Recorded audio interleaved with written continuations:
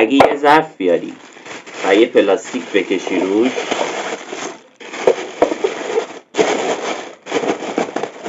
و پلاستیکو سفت درست کنی و روش نمک بریزی، قاشقش افتاد، و داد بزنی میبینی که ذرات نمک تکون میخوره و اینطوری میتونیم بفهمیم که ما صدامونم شکل و قیافه داره.